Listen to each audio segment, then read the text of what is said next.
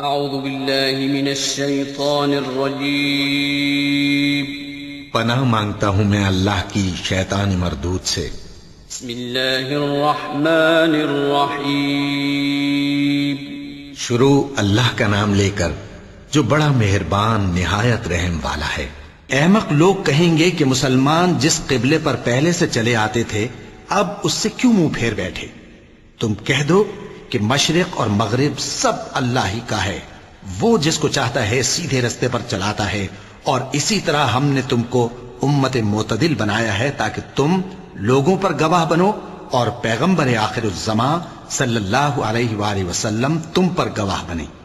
اور جس قبلے پر تم پہلے تھے اس کو ہم نے اس لیے مقرر کیا تھا کہ معلوم کریں کہ کون ہمارے پیغمبر کا تابع رہتا ہے اور کون الٹے پاؤں پھر جاتا ہے۔ اور یہ بات یعنی تحویل قبلہ لوگوں کو گراں معلوم ہوئی، مگر جن کو اللہ نے ہدایت بخشی ہے وہ اسے گراں نہیں سمجھتے، اور اللہ ایسا نہیں کہ تمہارے ایمان کو یوں ہی ضائع کر دے۔ اللہ تو لوگوں پر بڑا مہربان ہے، صاحب رحمت ہے۔ اے پیغمبر صلی اللہ علیہ وآلہ وسلم، ہم تمہارا آسمان کی طرف منہ اٹھانا دیکھ رہے ہیں، سو ہم تم کو اسی قبلے کی طرف جس کو تم پسند کرتے ہو منہ کرنے کا حکم دیں گے۔ تو اپنا منہ مسجد حرام یعنی خانہ کعبہ کی طرف پھیر لو، اور تم لوگ جہاں ہوا کرو نماز پڑھنے کے وقت اسی مسجد کی طرف منہ کر لیا کرو۔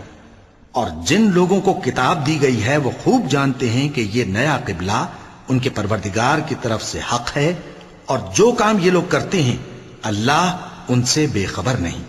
اور اگر تم ان اہل کتاب کے پاس تمام نشانیاں بھی لے کر آؤ تو بھی یہ تمہارے قبلے کی پیروی نہ کریں، اور تم بھی ان کے قبلے کی پیروی کرنے والے نہیں ہو، اور ان میں سے بھی بعض کے قبلے کے پیرو نہیں۔ اور اگر تم باوجود اس کے کہ تمہارے پاس علم یعنی اللہ کا حکم آ چکا ہے ان کی خواہشوں کے پیچھے چلو گے تو ظالموں میں ہو جاؤ گے۔ جن لوگوں کو ہم نے کتاب دی ہے وہ ان پیغمبر آخر الزمان صلی اللہ علیہ وآلہ وسلم کو اس طرح پہچانتے ہیں جس طرح اپنے بیٹوں کو پہچانا کرتے ہیں، مگر ایک فریق ان میں سے سچی بات کو جان بوجھ کر چھپا رہا ہے۔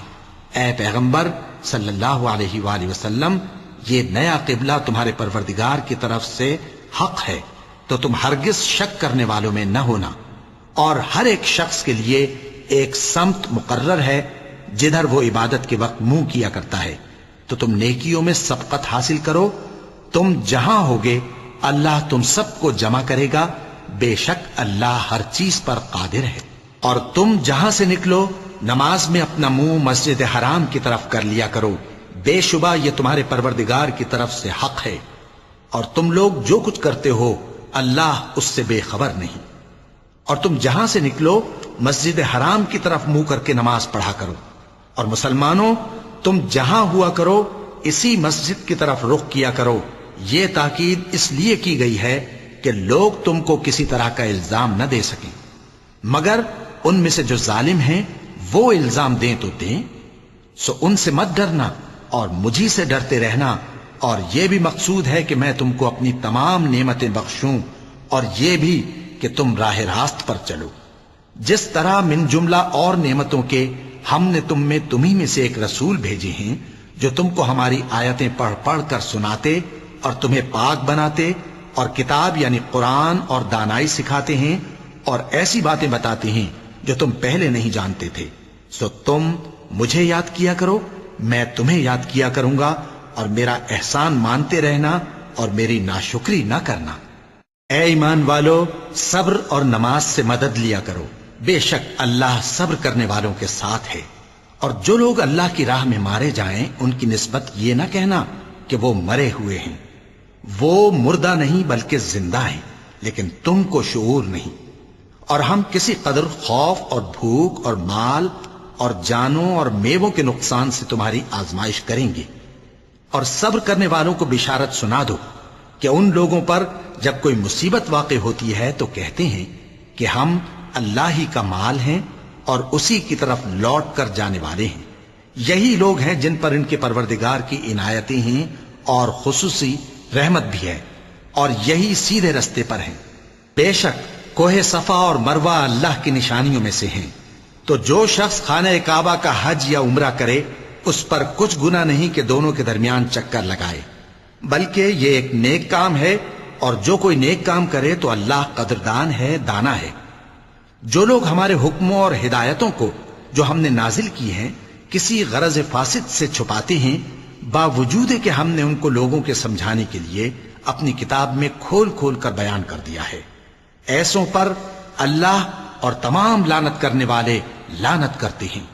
ہاں، جو توبہ کرتے ہیں اور اپنی حالت درست کر لیتے ہیں اور احکام الہی کو صاف صاف بیان کر دیتے ہیں تو میں ان کے قصور معاف کر دیتا ہوں، اور میں بڑا معاف کرنے والا، بڑا مہربان ہوں۔ جو لوگ کافر ہوئے اور کافر ہی مرے، ایسوں پر اللہ کی اور فرشتوں کی اور انسانوں کی سب کی لعنت، وہ ہمیشہ اسی لعنت میں گرفتار رہیں گے۔ ان سے نہ تو عذاب ہلکا ہی کیا جائے گا اور نہ انہیں کچھ مہلت ملے گی۔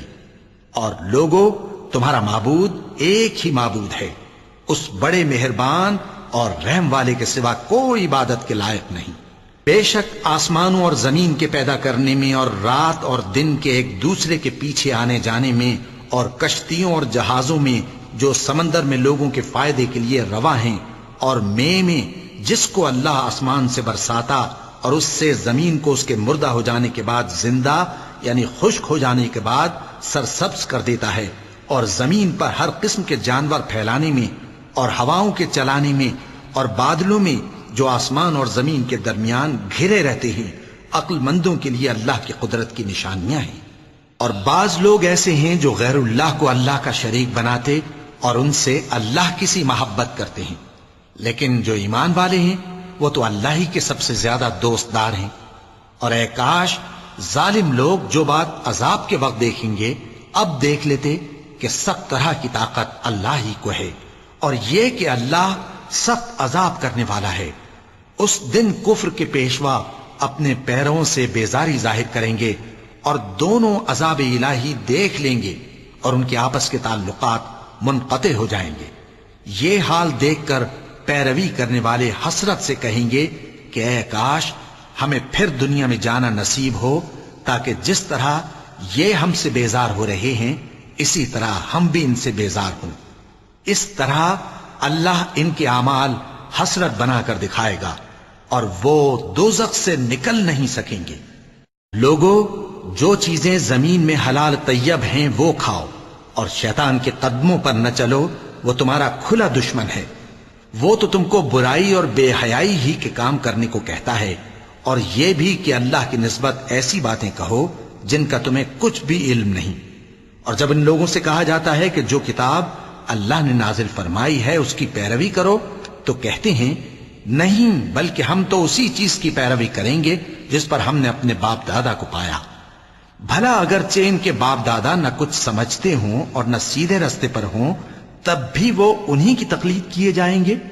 جو لوگ کافر ہیں ان کی مثال اس شخص کی سی ہے جو کسی ایسی چیز کو آواز دے جو پکار اور آواز کے سوا کچھ سن نہ سکے۔ یہ بہرے ہیں، گونگے ہیں، اندھے ہیں کہ کچھ سمجھ ہی نہیں سکتے۔ اے اہل ایمان، جو پاکیزہ چیزیں ہم نے تم کو عطا فرمائی ہیں ان کو کھاؤ، اور اگر اللہ ہی کے بندے ہو تو اس کی نعمتوں کا شکر بھی ادا کرو۔ اس نے تو تم پر بس مرا ہوا جانور اور لہو اور سور کا گوشت اور جس چیز پر اللہ کے سوا کسی اور کا نام پکارا جائے حرام کر دیا ہے۔ ہاں، جو مجبور ہو جائے بشرطے کہ اللہ کی نافرمانی نہ کرے اور حد ضرورت سے باہر نہ نکل جائے، اس پر کچھ گناہ نہیں۔ بے شک اللہ بخشنے والا ہے، رحم کرنے والا ہے۔ جو لوگ اللہ کی کتاب سے ان آیتوں اور ہدایتوں کو جو اس نے نازل فرمائی ہیں چھپاتے اور ان کے بدلے تھوڑی سی قیمت یعنی دنیاوی منفعت حاصل کرتے ہیں، وہ اپنے پیٹوں میں محض آگ بھرتے ہیں۔ ایسے لوگوں سے اللہ قیامت کے دن نہ کلام کرے گا اور نہ ان کو گناہوں سے پاک کرے گا، اور ان کے لیے دکھ دینے والا عذاب ہے۔ یہ وہ لوگ ہیں جنہوں نے ہدایت چھوڑ کر گمراہی اور بخشش چھوڑ کر عذاب خرید لیا۔ یہ آتش جہنم کی کیسی برداشت کرنے والے ہیں۔ یہ اس لیے کہ اللہ نے کتاب سچائی کے ساتھ نازل فرمائی، اور جن لوگوں نے اس کتاب میں اختلاف کیا وہ ضد میں آ کر نیکی سے دور ہو گئے ہیں۔ نیکی یہی نہیں کہ تم مشرق و مغرب کو قبلہ سمجھ کر ان کی طرف منہ کر لو، بلکہ نیکی یہ ہے کہ لوگ اللہ پر اور روز آخر پر اور فرشتوں پر اور اللہ کی کتاب پر اور پیغمبروں پر ایمان لائیں، اور مال باوجود عزیز رکھنے کے رشتہ داروں اور یتیموں اور محتاجوں اور مسافروں اور مانگنے والوں کو دیں، اور گردنوں کے چھڑانے میں خرچ کریں، اور نماز پڑھیں اور زکوٰۃ دیں، اور جب عہد کر لیں تو اس کو پورا کریں، اور سختی اور تکلیف میں اور جنگ کے وقت ثابت قدم رہیں۔ یہی لوگ ہیں جو ایمان میں سچے ہیں، اور یہی ہیں جو اللہ سے ڈرنے والے ہیں۔ مومنوں، تم کو مقتولوں کے بارے میں قصاص یعنی خون کے بدلے خون کا حکم دیا جاتا ہے، اس طرح پر کہ آزاد کے بدلے آزاد مارا جائے، اور غلام کے بدلے غلام، اور عورت کے بدلے عورت۔ اور اگر قاتل کو اس کے مقتول بھائی کے قصاص میں سے کچھ معاف کر دیا جائے تو وارث مقتول کو پسندیدہ طریق سے قرارداد کی پیروی یعنی مطالبہ خون بہا کرنا اور قاتل کو خوشخوئی کے ساتھ ادا کرنا چاہیے۔ یہ تمہارے پروردگار کی طرف سے تمہارے لیے آسانی اور مہربانی ہے۔ اب جو اس کے بعد زیادتی کرے اس کے لیے دکھ کا عذاب ہے۔ اور اے اہل عقل، حکم قصاص میں تمہاری زندگانی ہے کہ تم قتل و خونریزی سے بچو۔ تم پر فرض کیا جاتا ہے کہ جب تم میں سے کسی کو موت کا وقت آ جائے تو اگر وہ کچھ مال چھوڑ جانے والا ہو تو ماں باپ اور رشتہ داروں کے لیے دستور کے مطابق وصیت کر جائے۔ اللہ سے ڈرنے والوں پر یہ ایک حق ہے۔ پھر جو شخص وصیت کو سننے کے بعد اس کو بدل ڈالے تو اس کے بدلنے کا گناہ انہی لوگوں پر ہے جو اس کو بدلیں، اور بے شک اللہ سنتا جانتا ہے۔ اب اگر کسی کو وصیت کرنے والے کی طرف سے کسی وارث کی طرفداری یا حق تلفی کا اندیشہ ہو تو اگر وہ وصیت کو بدل کر وارثوں میں صلح کرا دے تو اس پر کچھ گناہ نہیں، بے شک اللہ بخشنے والا ہے، رحم والا ہے۔ مومنوں، تم پر روزے فرض کیے گئے ہیں جس طرح تم سے پہلے لوگوں پر فرض کیے گئے تھے تاکہ تم پرہیزگار بنو۔ روزوں کے دن گنتی کے چند روز ہیں، تو جو شخص تم میں سے بیمار ہو یا سفر میں ہو تو دوسرے دنوں میں روزوں کا شمار پورا کر لے۔ اور جو لوگ روزہ رکھنے کی طاقت رکھیں لیکن رکھیں نہیں، وہ روزے کے بدلے محتاج کو کھانا کھلا دیں۔ اور جو کوئی اپنی مرضی سے زیادہ نیکی کرے تو اس کے حق میں زیادہ اچھا ہے، اور اگر سمجھو تو روزہ رکھنا ہی تمہارے حق میں بہتر ہے۔ روزوں کا مہینہ رمضان کا مہینہ ہے جس میں قرآن اول نازل ہوا، جو لوگوں کا رہنما ہے اور جس میں ہدایت کی کھلی نشانیاں ہیں اور جو حق و باطل کو الگ الگ کرنے والا ہے۔ تو جو کوئی تم میں سے اس مہینے میں موجود ہو چاہیے کہ پورے مہینے کے روزے رکھے، اور جو بیمار ہو یا سفر میں ہو تو دوسرے دنوں میں روزے رکھ کر ان کا شمار پورا کر لے۔ اللہ تمہارے حق میں آسانی چاہتا ہے اور سختی نہیں چاہتا، اور یہ آسانی کا حکم اس لیے دیا گیا ہے کہ تم روزوں کا شمار پورا کر لو، اور اس احسان کے بدلے کہ اللہ نے تم کو ہدایت بخشی ہے تم اس کو بزرگی سے یاد کرو اور اس کا شکر کرو۔ اور اے پیغمبر، جب تم سے میرے بندے میرے بارے میں دریافت کریں تو انہیں معلوم ہو کہ میں تو تمہارے پاس ہی ہوں۔ جب کوئی پکارنے والا مجھے پکارتا ہے تو میں اس کی دعا قبول کرتا ہوں، تو ان کو چاہیے کہ میرے حکموں کو مانیں اور مجھ پر ایمان رکھیں تاکہ نیک رستہ پائیں۔ روزوں کی راتوں میں تمہارے لیے اپنی عورتوں کے پاس جانا جائز کر دیا گیا ہے، وہ تمہاری پوشاک ہیں اور تم ان کی پوشاک ہو۔ اللہ کو معلوم ہے کہ تم ان کے پاس جانے سے اپنے حق میں خیانت کرتے تھے، سو اس نے تم پر مہربانی کی اور تمہاری حرکات سے درگزر فرمائی، تو اب تم کو اختیار ہے کہ ان سے مباشرت کرو۔ اور اللہ نے جو چیز تمہارے لیے لکھ رکھی ہے یعنی اولاد، اس کو اللہ سے طلب کرو اور کھاؤ اور پیو، یہاں تک کہ صبح کی سفید دھاری رات کی سیاہ دھاری سے الگ نظر آنے لگے۔ پھر روزہ رکھ کر رات تک پورا کرو، اور جب تم مسجدوں میں اعتکاف بیٹھتے ہو تو ان سے مباشرت نہ کرو، یہ اللہ کی حدیں ہیں، ان کے پاس نہ جانا۔ اسی طرح اللہ اپنی آیتیں لوگوں کے سمجھانے کے لیے کھول کھول کر بیان فرماتا ہے تاکہ وہ پرہیزگار بنے۔ اور آپس میں ایک دوسرے کا مال ناحق نہ کھاؤ، اور نہ اس کو رشوتاً حاکموں کے پاس پہنچاؤ تاکہ لوگوں کے مال کا کچھ حصہ ناجائز طور پر کھا جاؤ، اور اسے تم جانتے بھی ہو۔ اے پیغمبر، لوگ تم سے نئے چاند کے بارے میں دریافت کرتے ہیں کہ گھٹتا بڑھتا کیوں ہے، کہہ دو کہ وہ لوگوں کے کاموں کی میعادیں اور حج کے وقت معلوم ہونے کا ذریعہ ہے، اور نیکی اس بات میں نہیں کہ احرام کی حالت میں گھروں میں ان کے پچھواڑے کی طرف سے آؤ، بلکہ نیکوکار وہ ہے جو پرہیزگار ہو، اور گھروں میں ان کے دروازوں سے آیا کرو اور اللہ سے ڈرتے رہو تاکہ کامیاب ہو جاؤ۔ اور جو لوگ تم سے لڑتے ہیں تم بھی اللہ کی راہ میں ان سے لڑو، مگر زیادتی نہ کرنا، کہ اللہ زیادتی کرنے والوں کو دوست نہیں رکھتا۔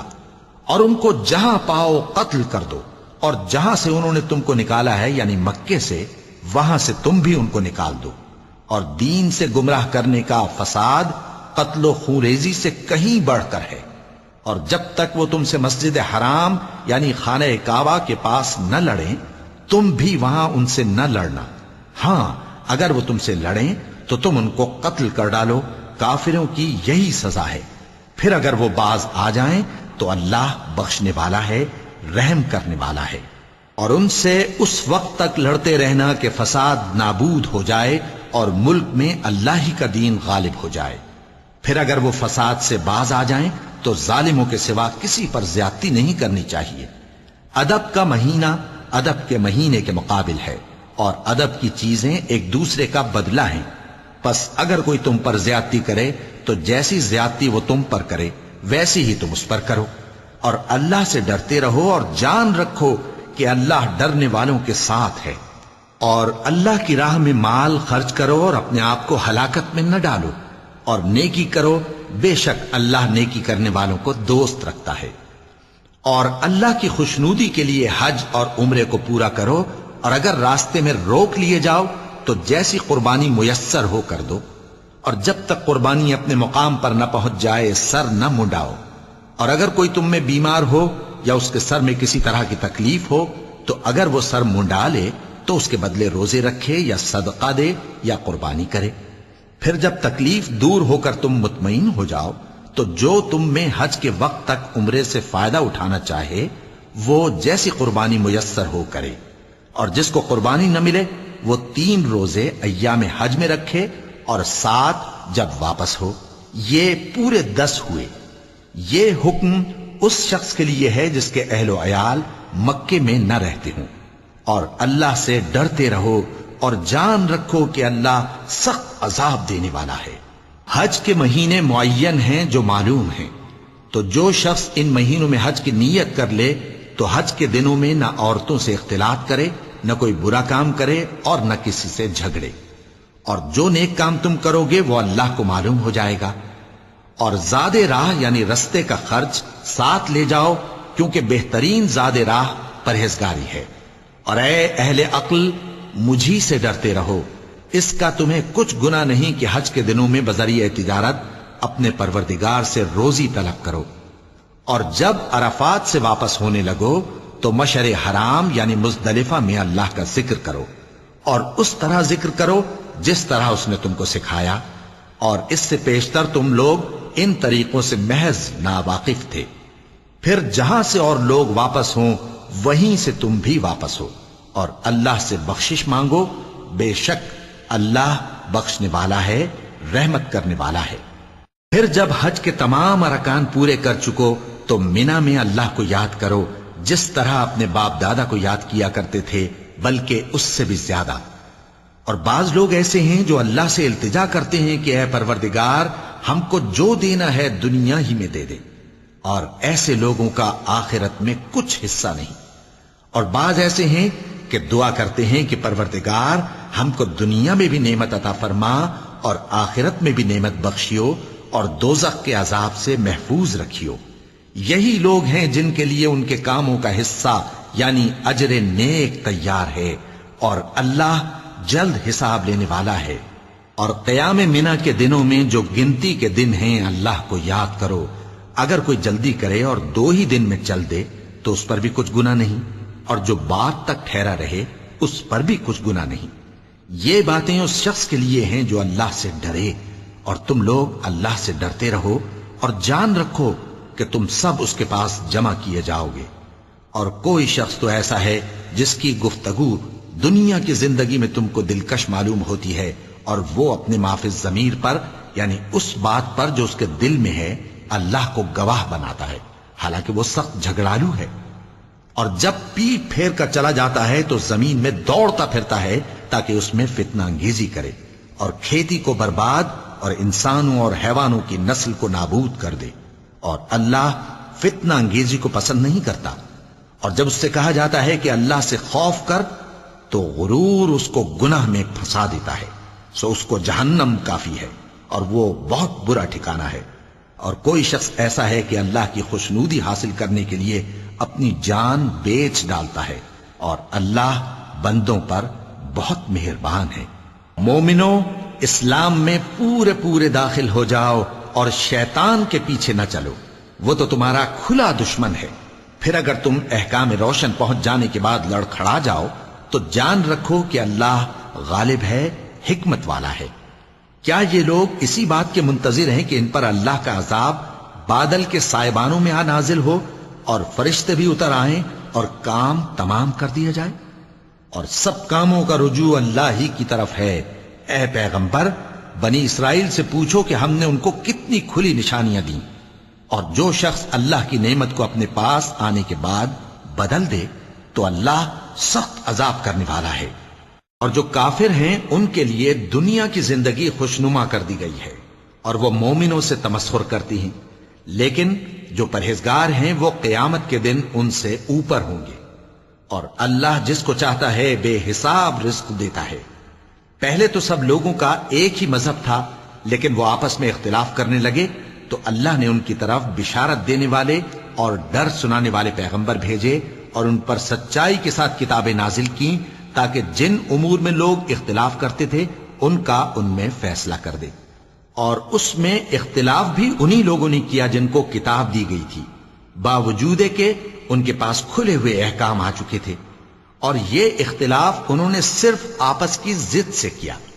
تو جس امر حق میں وہ اختلاف کرتے تھے اللہ نے اپنی مہربانی سے مومنوں کو اس کی راہ دکھا دی، اور اللہ جس کو چاہتا ہے سیدھا رستہ دکھا دیتا ہے۔ کیا تم یہ خیال کرتے ہو کہ یوں ہی بہشت میں داخل ہو جاؤ گے، اور ابھی تم کو پہلے لوگوں کی سی مشکلیں تو پیش آئی ہی نہیں؟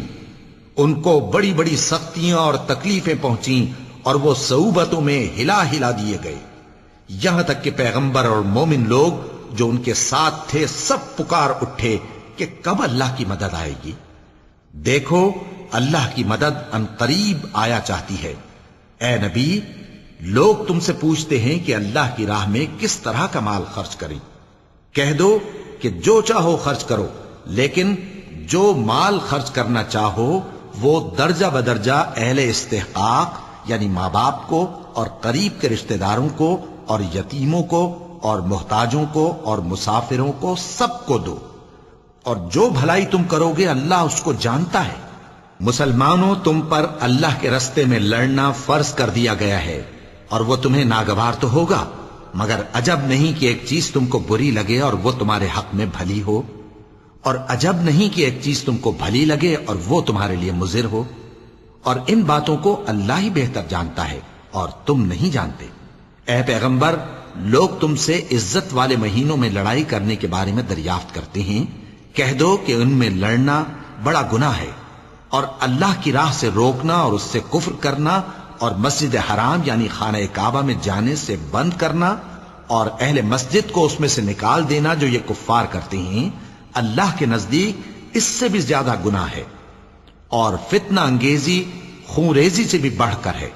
اور یہ لوگ ہمیشہ تم سے لڑتے رہیں گے، یہاں تک کہ اگر مقدور رکھیں تو تم کو تمہارے دین سے پھیر دیں، اور جو کوئی تم میں سے اپنے دین سے پھر کر کافر ہو جائے گا اور کافر ہی مرے گا تو ایسے لوگوں کے اعمال دنیا اور آخرت دونوں میں برباد ہو جائیں گے، اور یہی لوگ دوزخ میں جانے والے ہیں جس میں ہمیشہ رہیں گے۔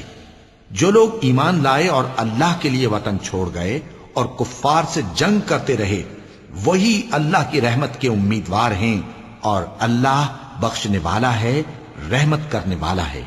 اے پیغمبر، لوگ تم سے شراب اور جوئے کا حکم دریافت کرتے ہیں، کہہ دو کہ ان میں گناہ بڑے ہیں اور لوگوں کے لیے کچھ فائدے بھی ہیں، مگر ان کے گناہ فائدوں سے کہیں زیادہ ہیں۔ اور یہ بھی تم سے پوچھتے ہیں کہ اللہ کی راہ میں کون سا مال خرچ کریں۔ کہہ دو کہ جو ضرورت سے زیادہ ہو. اس طرح اللہ تمہارے لیے اپنے احکام کھول کھول کر بیان فرماتا ہے تاکہ تم سوچو، یعنی دنیا اور آخرت کی باتوں میں غور کرو. اور تم سے یتیموں کے بارے میں بھی دریافت کرتے ہیں، کہہ دو کہ ان کی حالت کی اصلاح بہت اچھا کام ہے، اور اگر تم ان سے مل جل کر رہنا یعنی خرچ اکٹھا رکھنا چاہو تو وہ تمہارے بھائی ہیں، اور اللہ خوب جانتا ہے کہ خرابی کرنے والا کون ہے اور اصلاح کرنے والا کون. اور اگر اللہ چاہتا تو تم کو تکلیف میں ڈال دیتا، بے شک اللہ غالب ہے، حکمت والا ہے. اور مومنوں، مشرک عورتوں سے جب تک وہ ایمان نہ لائیں نکاح نہ کرنا، کیونکہ مشرک عورت خواہ تم کو کیسی ہی بھلی لگے اس سے مومن لونڈی بہتر ہے. اور اسی طرح مشرک مرد جب تک ایمان نہ لائیں مومن عورتوں کو ان کی زوجیت میں نہ دینا، کیونکہ مشرک مرد سے خواہ وہ تم کو کیسا ہی بھلا لگے مومن غلام بہتر ہے. یہ مشرک لوگوں کو دوزخ کی طرف بلاتے ہیں، اور اللہ اپنی مہربانی سے بہشت اور بخشش کی طرف بلاتا ہے، اور اپنے حکم لوگوں سے کھول کھول کر بیان کرتا ہے تاکہ نصیحت حاصل کریں. اور تم سے حیض کے بارے میں دریافت کرتے ہیں، کہہ دو وہ تو نجاست ہے، سو ایام حیض میں عورتوں سے کنارہ کش رہو، اور جب تک وہ پاک نہ ہو جائیں ان سے مقاربت نہ کرو. ہاں، جب وہ پاک ہو جائیں تو جس طریق سے اللہ نے تمہیں ارشاد فرمایا ہے ان کے پاس جاؤ. کچھ شک نہیں کہ اللہ توبہ کرنے والوں اور پاک صاف رہنے والوں کو دوست رکھتا ہے. تمہاری عورتیں تمہاری کھیتی ہیں، تو اپنی کھیتی میں جس طرح چاہو جاؤ، اور اپنے لیے نیک عمل آگے بھیجو، اور اللہ سے ڈرتے رہو، اور جان رکھو کہ ایک دن تمہیں اس کے روبرو حاضر ہونا ہے. اور اے پیغمبر، ایمان والوں کو بشارت سنا دو، اور اللہ کے نام کو اس بات کا ہیلہ نہ بنانا کہ اس کی قسمیں کھا کھا کر سلوک کرنے اور پرہیزگاری کرنے اور لوگوں میں صلح و سازگاری کرانے سے رک جاؤ. اور اللہ سب کچھ سنتا ہے، جانتا ہے. اللہ تمہاری لغو قسموں پر تم سے مواخذہ نہیں کرے گا، لیکن جو قسمیں تم قصد دلی سے کھاؤ گے ان پر مواخذہ کرے گا.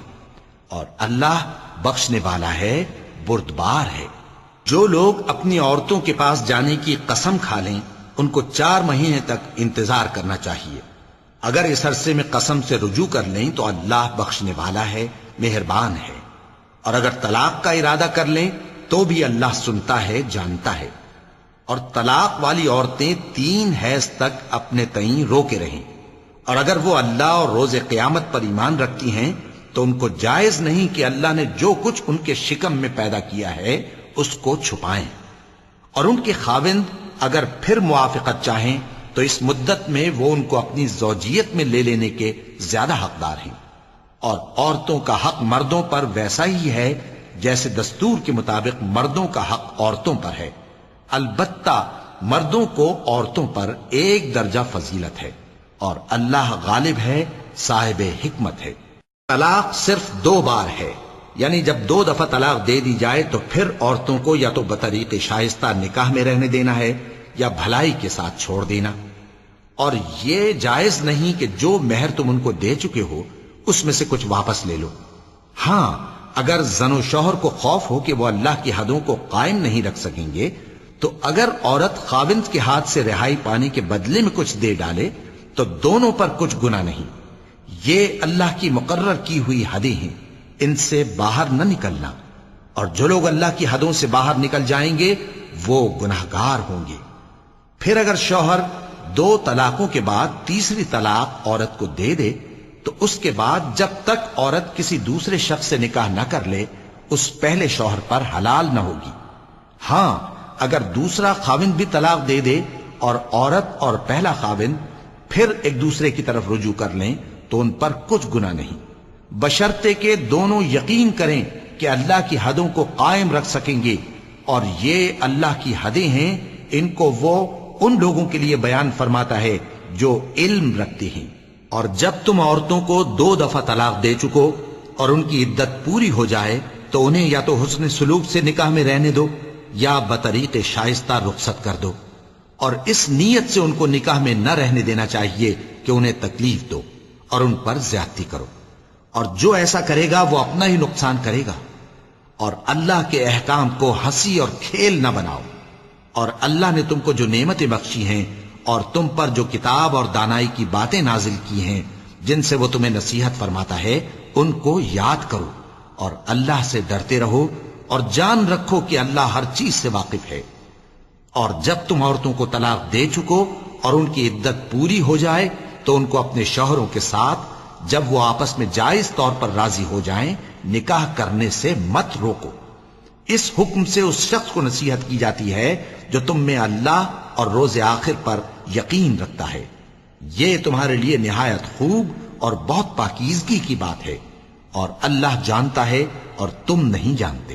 اور مائیں اپنے بچوں کو پورے 2 سال دودھ پلائیں، یہ حکم اس شخص کے لیے ہے جو پوری مدت تک دودھ پلوانا چاہے، اور دودھ پلانے والی ماؤں کا کھانا اور کپڑا دستور کے مطابق باپ کے ذمے ہوگا۔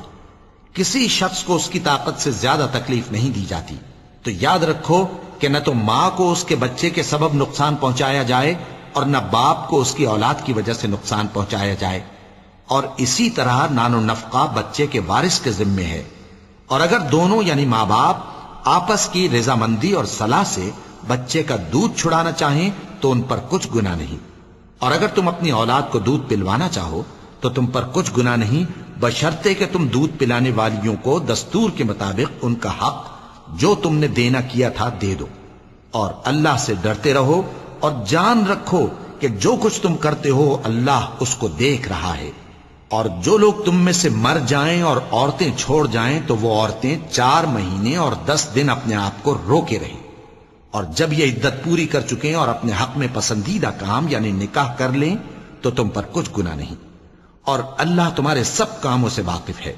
اگر تم اشارے کنائے میں عورتوں کو نکاح کا پیغام بھیجو یا نکاح کی خواہش کو اپنے دلوں میں مخفی رکھو تو تم پر کچھ گناہ نہیں۔